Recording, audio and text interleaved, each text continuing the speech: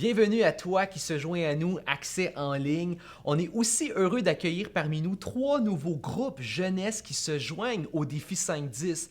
On a le groupe des Teens et le groupe des Plugs de Hermont en France. Et on a aussi plus près de nous le groupe de Espoir Jeunesse de l'Église Vie d'Espoir à Pointe-aux-Trembles. Donc, bienvenue parmi nous dans le défi 5-10. Cette semaine, nous avions à lire les chapitres 11 à 15 du livre des Actes des Apôtres et je suis heureux de vous annoncer en primeur que la semaine prochaine, nous aurons un prédicateur invité, nul autre que Philippe Lafetière, qui va venir enseigner sur les chapitres 16 à 20. Donc, soyez présents et faites vos lectures cette semaine. La semaine passée, on a vu ensemble les tensions de l'Église. L'Église a été soumise à diverses crises et Dieu a utilisé ces crises comme une opportunité pour faire grandir son Église. De la même manière qu'on vit une crise en ce moment, Dieu peut l'utiliser dans sa grâce pour permettre à l'Église de grandir et d'atteindre encore plus de personnes. Et j'aimerais qu'on voit davantage cette expansion de l'Église aujourd'hui.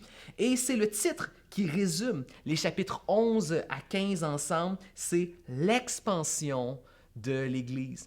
Et déjà ensemble, si on regarde plus précisément les chapitres 11 et 12, on voit que l'auteur des Actes, Luc, veut vraiment prendre le temps de nous rappeler encore une fois ce qu'est l'origine et la source de cette expansion. Et c'est pourquoi j'ai nommé les chapitres 11 et 12 l'origine de l'expansion de l'Église.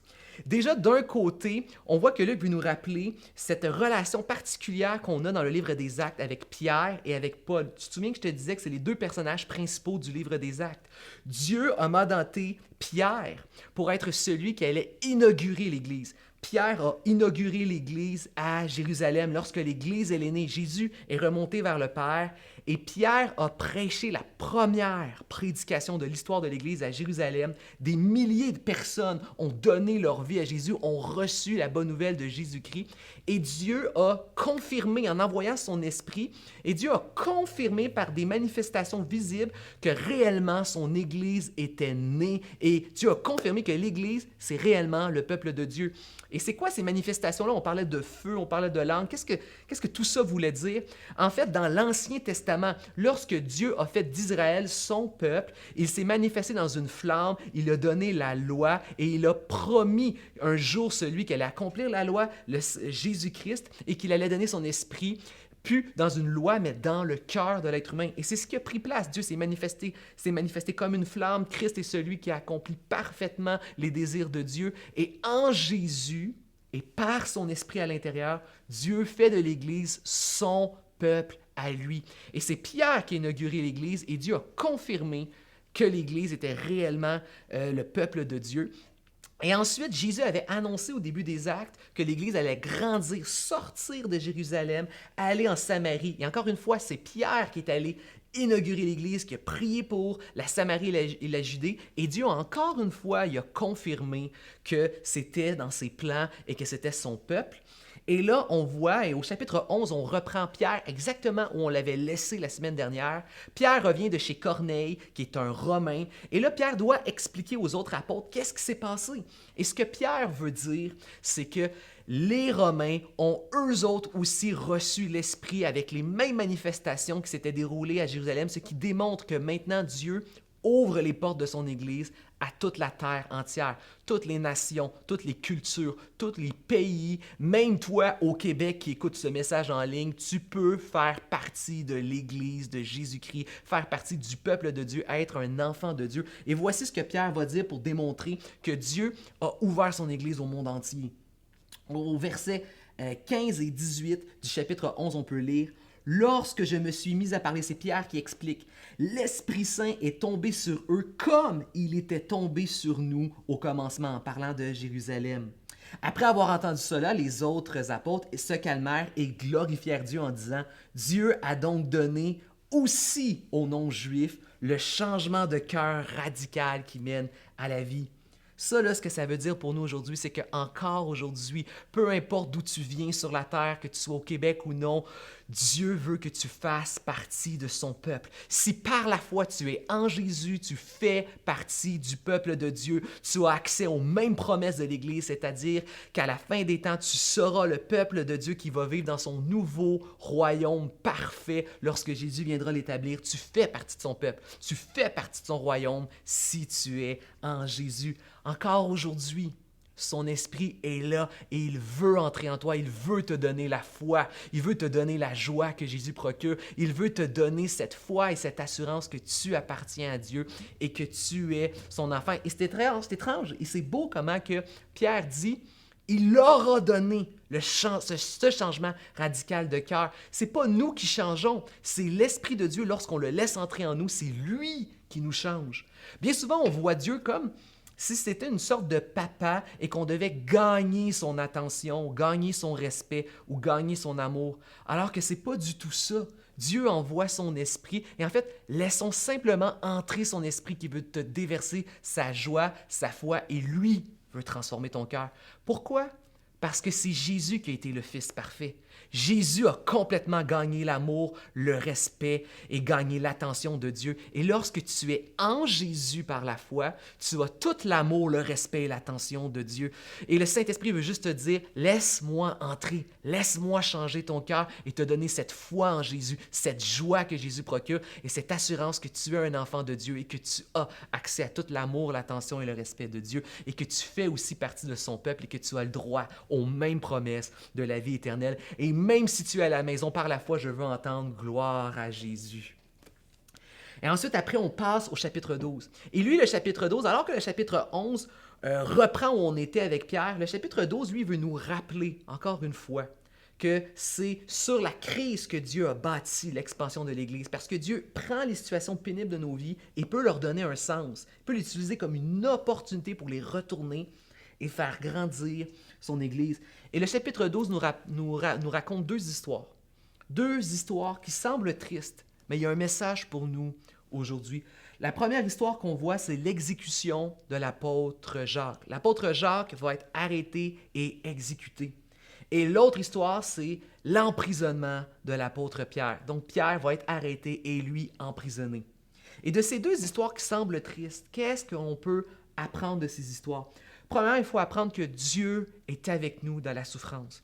Que ce soit avec Jacques ou que ce soit avec Pierre, les deux ont vécu un destin qui est différent. Un exécuté, un emprisonné. Mais Dieu n'était pas moins avec l'un ou avec l'autre. Dieu est avec eux dans leur souffrance et Dieu est avec nous dans nos souffrances.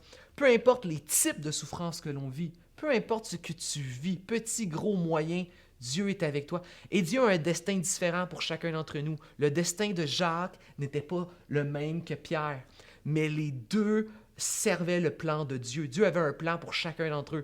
Pierre, il est mort, oui. Jacques, je veux dire, est mort exécuté, oui. Mais Dieu était avec lui et Dieu a donné un sens à sa souffrance. Dieu a utilisé sa souffrance pour encourager les autres. Pourquoi?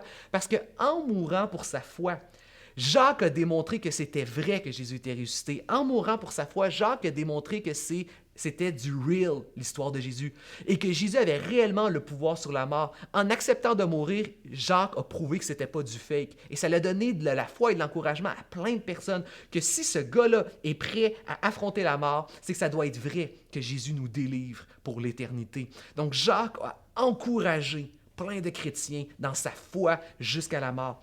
Et de la même manière, Dieu a utilisé Pierre. Parce que Dieu a permis que Pierre soit miraculeusement délivré de la prison.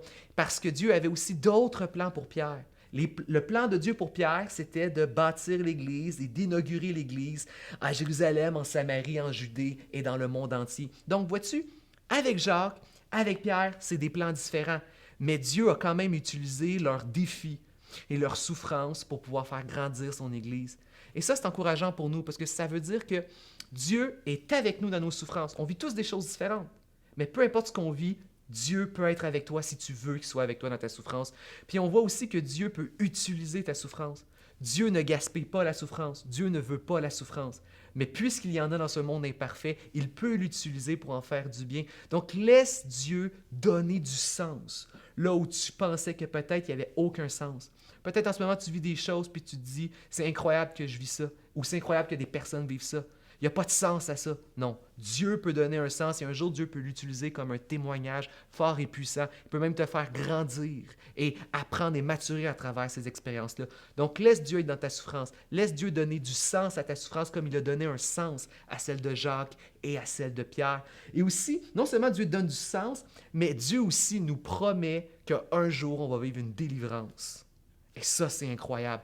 Parce que ce soit Jacques qui est allé retrouver Dieu dans l'éternité ou que ce soit Pierre qui a été délivré de la prison, Dieu promet toujours que nous allons vivre la plus belle et la plus grande des délivrances. En fait, le croyant qui est attaché à Jésus par la foi sait que le meilleur est toujours, toujours à venir. Peu importe ce que tu as vécu, bon ou mauvais, sache qu'en Jésus, le meilleur est toujours devant toi, mon cher. C'est un peu comme cette histoire de cette madame dans une église qui aimait vraiment les desserts. Et à chaque fois que l'église faisait des banquets, elle avait toujours sa cuillère. Et lorsqu'on desservait le repas, on lui demandait « Est-ce que je peux desservir ton ustensile, ta cuillère? » Et elle disait « Non, non, non, je garde ma cuillère parce que le repas n'est pas fini. Le meilleur est à venir, c'est le dessert. » Peut-être que si tu as la dent sucrée, tu comprends cette madame. Et lorsqu'elle est morte, parce que cette madame était âgée, elle avait demandé dans son testament d'être enterrée avec sa cuillère à la main. Pourquoi? Parce que pour elle, c'était un symbole. C'était un symbole que le vrai dessert de cette vie, c'est l'éternité dans le nouveau royaume parfait que Jésus vient établir pour l'éternité. Et c'est un signe pour les croyants que le meilleur est à venir. Donc, Dieu est dans ta souffrance. Dieu veut utiliser, donner un sens à ta souffrance, mais Dieu promet la délivrance. Et c'est un peu ce qu'on voit aussi avec la délivrance de Pierre dans la prison. Si tu regardes attentivement le récit miraculeux de comment Pierre a été délivré de la prison dans le chapitre 12, et que tu vas relire l'évangile de Luc où on parle de l'arrestation de Jésus, l'exécution de Jésus, Jésus qui sort de son tombeau et qui retourne vers les siens, et qu'au début, on ne le croit pas, on ne le comprend pas, exactement comme le récit de Pierre, tu vas voir que Luc a fait exprès de raconter le récit de Pierre comme pour faire un parallèle et un écho à l'histoire de Jésus. Pourquoi Luc a fait ça? Et si tu remarques, à la fin du livre des Actes des Apôtres, à la fin de la vie de Paul, Luc va faire la même chose avec Paul. Luc a décrit la vie de Pierre et la vie de Paul comme s'ils étaient des parallèles, un écho à la vie de Jésus. Qu'est-ce qu'il veut nous enseigner? Bien, évidemment, il veut nous enseigner que les deux fondateurs de l'Église, Pierre et Paul, étaient dans leur vie des imitateurs de Jésus pour nous encourager, nous, les disciples de l'Église, d'être aussi des imitateurs de Christ. Mais plus que ça, il y a une bonne nouvelle qui s'adresse à toutes nous autres dans nos souffrances. Il nous montre que ces deux fondateurs qui étaient attachés à la foi en Jésus ont tous les deux connu le même destin et la même délivrance que Jésus a connue. C'est-à-dire que Jésus est mort dans des souffrances, oui, mais il a vaincu la mort, il a vaincu la souffrance, il est ressuscité d'entre les morts et il est dans la présence bonne, pure et parfaite de Dieu pour l'éternité. Et ce que Pierre et Paul nous enseignent, c'est que si tu es attaché à Jésus par la foi, tu vas vivre le même destin et la même délivrance. C'est-à-dire que toi puis moi, si on est attaché à Jésus, on va passer à travers des souffrances dans ce monde, mais nous allons aussi vaincre la mort, ressusciter et vivre pour l'éternité dans la présence pure et bonne de notre Dieu avec Christ. Notre destin est associé à celui de Christ et nous vivrons cette délivrance et nous sommes attachés à lui dans la foi. C'est un peu comme quand tu t'attaches à une équipe sportive. Tu sais, quand on se rencontre en famille parce qu'il y a un match qui joue à la télé, au début, chacun choisit c'est qui son équipe pour laquelle on prend et à ce moment-là, ton destin, il est scellé. Si ton équipe gagne, tu es heureux et victorieux. Si ton équipe perd, ben là, tu es malheureux. Mais dans le cas de Jésus, si tu t'attaches à Jésus, tu peux déjà considérer, peu importe les travers de la vie, tu peux dès aujourd'hui considérer que tu es gagnant parce qu'on connaît déjà la fin de l'histoire. Jésus a vaincu et nous allons vivre la délivrance en Jésus. Donc, si tu es à la maison, ferme le son, enlève tes écouteurs, tourne-toi à la gauche et à droite et dis « Je suis Team Jesus ». Dis-le, « Je suis Team Jesus ». En Jésus, nous sommes plus que victorieux. Et maintenant, si on passe ensemble au chapitre 13, 14 et 15, on voit que Luc veut nous enseigner sur les défis de l'expansion de l'Église. Parce que oui, l'Église grandit, mais faire grandir l'Église, ça l'amène des défis. Les défis de l'expansion de l'Église au chapitre 13, 14 et 15. Bien évidemment, le tout premier défi que Luc nous montre, c'est le défi de partager sa foi. Si on veut que l'Église grandisse, il faut des croyants qui partagent leur foi en Jésus. Et tous ceux qui m'écoutent ici, si tu as déjà une fois dans ta vie essayé de partager ta foi, tu sais que c'est quelque chose qui n'est pas facile et que c'est réellement un défi. Et c'est ce qu'on voit avec Paul et Barnabé. Donc, tu te souviens que Paul, c'est celui que Dieu a préparé pour maintenant partir et aller implanter des églises partout dans le monde, maintenant que Pierre a inauguré l'Église et ouvert les portes de l'Église pour le monde entier. Alors, Paul et Barnabé vont partir et ils vont aller de lieu en lieu, de ville en ville, et ils vont essayer de partager la foi et de commencer à bâtir des communautés chrétiennes et des églises. Et on voit qu'ils vont sensiblement, de ville en ville, faire la même chose. Premièrement, ils vont aller vers leur propre peuple, ils vont aller vers les Juifs. Ils vont aller vers les Juifs parce qu'ils parlent le même langage. Les Juifs vont croire dans l'Ancien Testament à la Bible. Donc, c'est plus facile d'utiliser la Bible pour leur démontrer que Jésus est vraiment l'envoyé de Dieu. C'est plus facile parce qu'ils parlent le même langage, puis ils ont aussi la même culture. Donc, ils vont d'abord chez les Juifs parce que le langage est plus facile. Mais on voit que souvent, les Juifs vont résister et rejeter Jésus. Donc, après, qu'est-ce qu'ils font après les Juifs? Ils vont voir les non-Juifs. Donc, les Grecs, les Romains, les autres cultures. Et là, c'est plus difficile parce qu'ils ne parlent pas toujours la même langue, ils n'ont pas les mêmes références, les mêmes cultures. Tu sais, quand tu parles à une autre personne, un autre Québécois, on regarde souvent presque les mêmes humoristes, on écoute la même musique, on écoute les mêmes séries, mais des fois, on parle à quelqu'un d'autre qui n'a pas la même langue, les mêmes humoristes, la même musique, les mêmes séries, c'est plus difficile. Il n'y a pas les mêmes insides, les mêmes jokes, les mêmes références culturelles. Et là, Paul et Barnabé sont dans cette situation. Ils essayent de partager Jésus, mais ils n'ont pas la même langue, les gens ne connaissent pas la Bible, ils ne peuvent pas utiliser l'Ancien Testament et ils ne connaissent pas leurs références culturelles. Et étonnamment, ce qu'on se rend compte, c'est qu'alors que les Juifs qui ont les mêmes références les rejetaient, on se rend compte qu'avec les non-Juifs, eux, ils veulent entendre parler de Dieu. Eux sont plus sensibles, plus ouverts. Ils ont comme un succès plus grand avec les non-Juifs, ce qui semble incroyable. Et qu'est-ce que ça nous enseigne à nous aujourd'hui? Bien, première chose qu'on peut voir, c'est que c'est normal d'aller, lorsqu'on veut partager notre foi, d'aller premièrement vers ceux avec qui on se sent plus à l'aise. Ceux qu'on parle le même langage, ceux qui sont plus proches de nous, ceux qui semblent nous ressembler davantage. Donc, partager dans les gens qui sont plus dans nos connexions et nos relations les plus proches, c'est normal. Et il faut faire ça. Partager simplement notre foi à ceux qui sont autour de nous. On voit aussi que c'est normal de faire attention à notre langage. Des fois, on a un langage qui n'est pas le même. Nous autres, on a un langage d'église, un langage biblique, mais quand Paul parle aux non-croyants, aux non-juifs, ils n'ont pas le même langage, donc il va ajuster son langage, ajuster les images qu'il va utiliser pour parler de Jésus. Mais la troisième chose que je trouve la plus intéressante, c'est qu'on voit que les gens qu'on aurait pensé être le plus sensibles à Jésus, les Juifs, c'est ceux qui ont rejeté Jésus. Et ceux qu'on aurait pensé qui auraient été le plus insensibles, les non-Juifs, c'est eux qui ont été ouverts à recevoir Jésus. Et ça devrait nous encourager à nous poser la question. Des fois, dans notre entourage ou dans les gens qu'on côtoie dans notre vie, les gens qu'on penserait le moins être ouverts à Jésus, parfois, c'est ceux qui sont peut-être secrètement le plus ouverts à Jésus. Et l'inverse.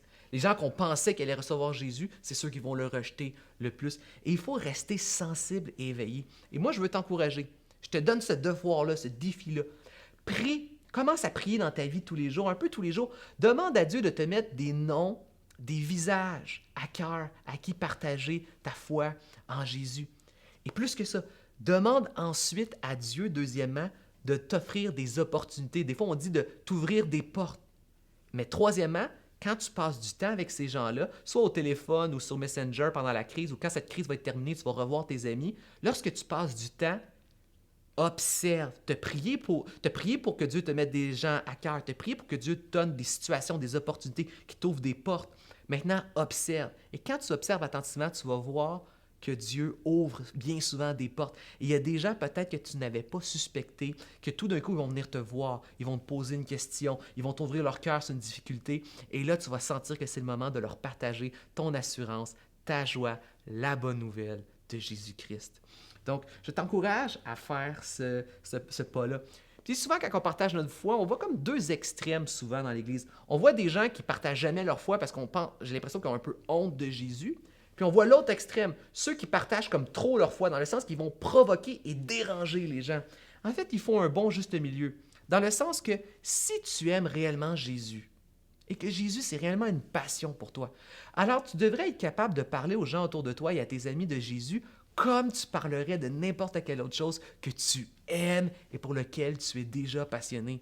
Quand tu es passionné pour une nouvelle série que tu as découverte sur Netflix, tu as envie de faire découvrir cette série-là qui est bonne à tes amis, tu leur en parles avec passion et amour. Lorsque tu découvres un nouveau restaurant que la bouffe est juste trop malade, tu vas voir tes amis, tu vas leur faire découvrir cette nourriture-là. Quand tu viens de découvrir une nouvelle chanson, tu as l'impression que c'est la meilleure tune qui a jamais existé, tu veux la faire découvrir à tes amis.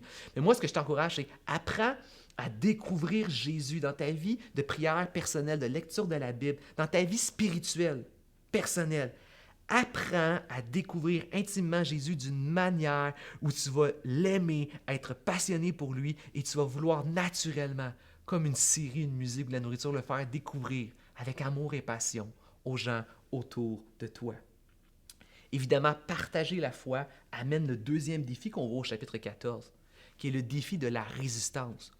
On en a déjà parlé au premier message, mais Jésus ne gagnera jamais un concours de popularité. Normalement, par nature, l'être humain rejette Dieu et les choses de Dieu. Par nature, on n'aime pas Dieu. C'est pour ça que la Bible nous dit « Il nous aima le premier ». Parce qu'il nous a aimés, il nous a fait découvrir son amour en Jésus. Lorsqu'on découvre l'amour de Jésus, son esprit change notre cœur, là, on est capable de l'aimer et on veut le faire découvrir. Mais naturellement, l'être humain rejette Dieu. Et c'est pour ça qu'on lit au chapitre 14 que les gens, là, bien souvent, ce qu'on se rend compte, et c'est la réalité encore aujourd'hui, les gens sont ouverts à parler de spiritualité, sont ouverts à parler de religion, parlent de religion exotique et nouvelle, parlent de spiritualité, d'ésotérisme, de magie, d'occultisme, parlent d'anges, parlent de New Age, parlent de toutes ces choses-là et les gens sont ouverts. Mais quand tu commences à leur parler du vrai Dieu, le Dieu unique, les gens sont fermés. Les gens veulent une spiritualité superficielle, mais quand tu leur parles d'un vrai Dieu, une vraie connexion en Jésus avec le vrai Dieu créateur, là, les gens ne veulent pas du vrai. Les gens veulent du superficiel, ne veulent pas du vrai et du profond. Et c'est ce qui arrive dans le texte. Quand Paul et Barnabé vont faire des miracles, tout ça, on voit que toute la ville va les adorer, même que la ville va vouloir faire des sacrifices en leur honneur, va les prendre pour des dieux. Toute la ville est pour eux. Et au moment qu'ils vont commencer à parler du vrai Dieu, d'un coup, comme ça, toute la ville va vouloir les tuer. Regarde, c'est quoi la seule parole qu'ils ont dit qui a fait que toute la ville était pour eux en un instant et après toute la ville voulait les tuer. Ils ont simplement dit « Nous aussi, nous sommes des êtres humains de la même nature que vous, donc faites pas de sacrifice pour nous. Là. Si nous vous annonçons la bonne nouvelle, la bonne nouvelle de Jésus-Christ, c'est pourquoi qu'on vous annonce cette bonne nouvelle? C'est pour que vous vous détourniez des futilités en vous tournant vers le Dieu vivant, le seul vrai Dieu vivant qui a fait le ciel, la terre et la mer et tout ce qui s'y trouve. » Et après avoir dit cette phrase-là, les gens les adoraient et un instant d'après, les gens voulaient les tuer. Les gens veulent parler de spiritualité, mais ne veulent pas que tu leur parles du vrai Dieu. Et c'est pour ça qu'il faut que tu réalises que partager sa foi, c'est intimidant. Parce qu'on sait, on le sait à l'intérieur de nous que naturellement, les gens ne veulent pas entendre parler de la bonne nouvelle de Jésus-Christ. Et c'est pourquoi ça demande de la foi. Ça demande de la foi de partager sa foi. Il ne faut pas juste avoir la foi en Jésus, ça demande d'avoir la foi que Jésus est réellement la solution à la souffrance humaine pour avoir cette force-là en nous de le partager même si on sait que les gens vont résister.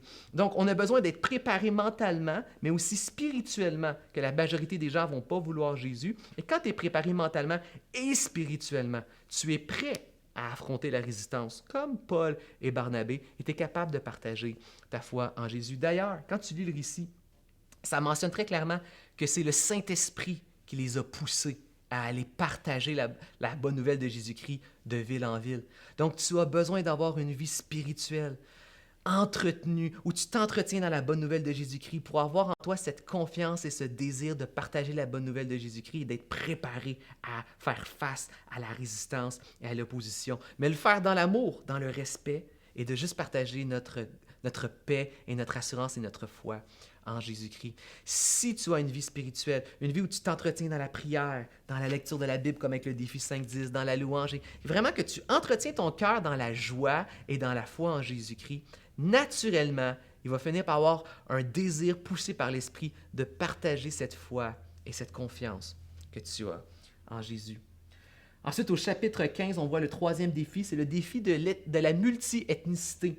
Maintenant que l'Église elle est ouverte, les portes de l'Église le peuple de Dieu est ouvert à toutes les nations et les cultures et les pays de la terre, là, les apôtres vont s'asseoir et se poser la question, qu'est-ce qu'on fait avec toutes les cultures?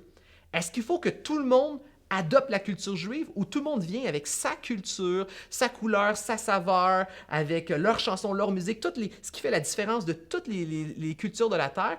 Est-ce qu'ils viennent à Jésus ou on leur demande d'adopter toute la culture juive? Et les apôtres, ensemble, en réfléchissant avec la Bible et le Saint-Esprit et la prière, vont prendre la décision que la bonne nouvelle de Jésus, c'est qu'elle fait de l'Église une Église multicolore. Et ça, c'est une bonne nouvelle que l'Église soit multicolore. Ça veut dire que les apôtres, avec le Saint-Esprit, ont opté pour une unité malgré la diversité. En fait, nous sommes tous unis, mais pas uniformes. Ça veut dire qu'on n'a pas toute la même forme. C'est pas toute la même manière de faire. On est tous unis. Unis sur la même parole, unis dans notre même foi en Jésus, unis par un même esprit, mais nous ne sommes pas uniformes, nous ne sommes pas identiques. Et il faut célébrer la différence. Ça me fait un peu penser, j'ai fait mon voyage de noces à Bali.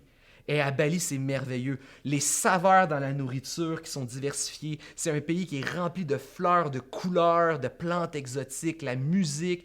Tout est exotique à Bali. On se croirait dans un jardin d'Éden. Et Miji puis moi, ma femme, on a décidé d'aller visiter une église. Et lorsqu'on est rentré dans la première église qu'on a visitée, tout le monde était habillé en costard, cravate, noir et blanc. Et on était vraiment... Et c'était de la musique très américaine qui jouait. Et on était déstabilisés. Nous, on voulait voir la culture de Bali, mais qui exprime leur adoration et leur manière de louer, d'adorer, de prier Dieu, mais dans leur couleur, dans leur culture. Et on a été surpris. Et on s'est rendu compte que c'est une église, c'est un peu comme une église américaine qui s'est implantée à Bali. Et ensuite, on s'est dit non, on ne va pas retourner à cette église-là. Et on a cherché une autre église, une église typiquement de Bali. Et lorsqu'on a trouvé cette église-là, on a trouvé ce qu'on cherchait. Une église dans laquelle on mangeait la nourriture de Bali, où on louait Dieu dans de la musique de Bali, où les gens portaient les couleurs de Bali lorsqu'ils célébraient et dansaient pour Dieu. C'est ce qu'on voulait. C'est impossible d'être dans un pays où il y a le plus de couleurs exotiques, multicolores, et d'être dans une église où tout est arrêté au noir et blanc. On voulait une église à Bali qui ressemblait à Bali. Et moi, ce que je veux dire, c'est sois fier de ta différence. Sois fier. Tu as des talents qui te ressemblent. Tu as des passions, des hobbies, des passe-temps qui te ressemblent à toi. Tu as des goûts qui te ressemblent à toi. Tu as des idées qui sont uniques et utilise-les pour glorifier Dieu. Utilise-les dans l'Église et dans la jeunesse. Plus on va être nombreux à participer et à amener notre différence, plus la jeunesse va te ressembler à tes goûts et ressembler à ta manière d'être. On a besoin de toi. Et oui, des fois, tu nous entends prier, chanter et louer, mais c'est pas une seule façon de faire. Je t'encourage. Oui, prie. Mais prie dans tes propres mots, prie à ta propre manière. Oui, loue. Aie des temps de louange et de prière, mais loue à ta manière. Invente tes propres chants, écris tes propres poèmes, tes propres raps, tes propres slams. Loue de ta propre manière, prie de ta propre manière. Apprends à même lire la Bible mais d'une manière que tu aimes, dans une position que tu aimes. En fait, fais les choses selon ta personnalité pour ajouter à l'Église qui est multiforme. Célèbre ta différence. Et le dernier défi qu'on voit à la fin du chapitre 15, c'est le défi des conflits. En fait, on voit que Paul et Barnabé vont se chicaner et se séparer à cause qu'ils ne sont pas d'accord avec qui ils vont prendre comme acolyte. Barnabé va s'en aller avec Marc de son côté et Paul va partir avec Silas de son côté. Mais il y a un encouragement dans ce texte, même si le chapitre 15 se termine avec ce qui semble être un conflit. Premièrement, on voit que même les fondateurs de l'Église avaient des conflits. Ce qui nous encourage parce qu'encore aujourd'hui, on vit des conflits, des chicanes et des querelles. Et il y a un encouragement de Dieu là-dedans. Parce que premièrement, Dieu reste présent et en contrôle et souverain, même dans les conflits. Oui, c'est triste un conflit que deux fondateurs d'Église se chicanent et se divisent sur leur route, mais Dieu a utilisé ça pour couvrir. Ça termine en disant que l'Église s'affermissait. Il a utilisé ce conflit-là pour les permettre de couvrir encore plus de terrain et implanter encore plus d'églises. Donc, Dieu peut utiliser un conflit, donner un sens et faire grandir l'Église. Mais aussi, Dieu, dans nos conflits, nous aide à vivre nos conflits différemment. Dieu nous aide à vivre nos conflits parce que les chrétiens, la différence avec les non-chrétiens, c'est pas que nous, les chrétiens, on n'a pas de conflit. C'est que nous, on a Dieu dans nos conflits, ça nous amène à vivre nos conflits différemment. Lorsque tu vis une chicane, je te challenge et te défie, inclus Dieu dans ton conflit pour que Dieu puisse faire une différence dans ton conflit. Et dans ce texte aussi, on voit l'importance des mentors. Barnabé a pris soin de Marc et Paul a pris soin de Silas. Et alors que Marc était un sujet de division à ce moment-là, il a pu gagner en maturité et être développé par son mentor, qui était Barnabé. Et vous savez ce qui est devenu ce Marc-là? C'est le même Marc que les historiens croient qui a écrit l'Évangile de Marc. Ce Marc-là, qui était jeune et mature et qui a été un sujet de conflit entre deux fondateurs de l'Église, c'est ce même gars-là que, bien coaché par un bon mentor, est devenu l'un de ceux qui a écrit un des livres qui a le plus influencé le monde entier et même nous, l'Église, aujourd'hui. Je t'encourage, trouve-toi un pasteur, trouve-toi un leader spirituel chrétien qui t'encourage. Écris sur Messenger, appelle un leader. Partage tes conflits, partage tes questions. Il va te conseiller, il va prier avec toi. Il va être capable, avec Dieu, par sa grâce, à t'amener à ton plein potentiel, comme Barnabé a fait avec Marc ou Paul avec Silas. Et la dernière chose qu'on voit, c'est la puissance de la réconciliation. Parce que Dieu peut amener des réconciliations qui sont profondes dans notre vie. Alors que Paul est fâché contre Marc et se divise de Barnabé, qu'est-ce que l'histoire nous raconte? C'est qu'il va y avoir une réconciliation intense et profonde entre Paul et entre Marc. Parce qu'à la fin de sa vie, Paul, on voit dans les lettres, à la fin de sa vie, lorsque Paul est en prison, il est prêt de mourir, la dernière personne qui est là, alors que tout le monde le trahit, que tout le monde est parti, qu'il est enfermé, qu'il va mourir, la dernière personne qui est présente à son chevet, c'est Marc. Oui, ils se sont chicanés, mais ils vont se réconcilier et Marc va être là jusqu'à la fin de la vie de Paul pour le soutenir. Et tu ne le sais pas, mais grâce à Dieu, peut-être que certaines des personnes en ce moment que tu considères comme être tes pires ennemis pourraient s'avérer avec l'aide de Dieu, devenir un jour les personnes les plus proches que tu n'auras jamais connues de ta vie et qui vont être là à tes côtés dans les pires moments. Souffrance, maladie, même jusqu'à la mort, ils vont être là pour te soutenir. Donc, inclus Dieu dans tes conflits. Va chercher le conseil de mentors chrétiens et vise la réconciliation avec Dieu. J'aimerais terminer ce message en priant. Seigneur, pardonne-nous parce que trop souvent, on va t'exclure de nos conflits, Seigneur. Trop souvent aussi, on va s'isoler, ne pas aller en parler de ce qu'on vit avec des gens et on va développer une amertume, alors que le monde se permet bien souvent de rejeter. Une amitié ne fonctionne pas, on jette aux poubelles, Seigneur. Mais toi, Seigneur, tu fais de bien plus grandes choses que ce que ce monde fait. Et merci, Jésus, parce que par ton esprit, tu fais une différence dans nos vies. Et je veux te prier, Seigneur. Je veux te prier. Aide-nous à t'inclure davantage dans nos crises, nos souffrances et nos conflits. Aide-nous à aller, Seigneur, vers des mentors pour grandir avec leurs conseils, leurs prières. Et aide-nous, Dieu, à pardonner comme toi seul peux nous amener à pardonner les uns les autres. Et ultimement, merci à ton Fils Jésus-Christ parce que c'est lui qui nous a réconciliés avec toi et c'est lui qui nous a pardonné de ce qui était impardonnable. Et c'est lui qui, par son esprit, change nos cœurs et nos vies, nous remplit de joie et de foi et nous donne ce désir de partager ta foi et qui nous rend agréable aux yeux de Dieu. Merci pour cette belle et cette bonne nouvelle. Amen. Accès, les teens, les plugs, Espoir Jeunesse. On se retrouve la semaine prochaine avec Philippe Lafetière pour le message sur les chapitres 16 à 20. Et continue de suivre l'information sur la page Accès et tout ce qu'on va mettre cette semaine. Et sois là au rendez-vous Zoom de Accès les vendredis à 19h. On se retrouve la semaine prochaine.